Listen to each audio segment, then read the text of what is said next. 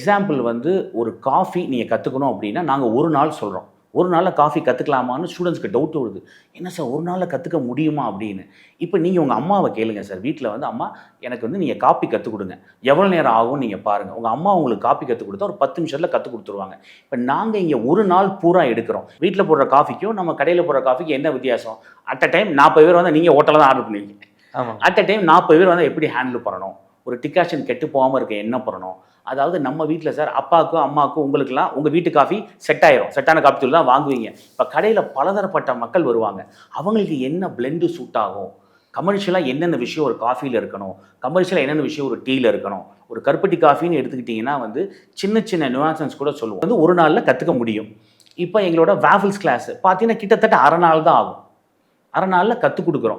வரும்போது எல்லாருமே ஆச்சரியத்தோடு வருவாங்க. என்ன சார் இது கற்றுக்க முடியுமா அப்படின்னு. ஒரு பக்கம் ட்ரஸ்ட்டு பில்ட் ஆகும். எங்கள் ரிவ்யூஸ்லாம் நிறையா பார்க்குறாங்க.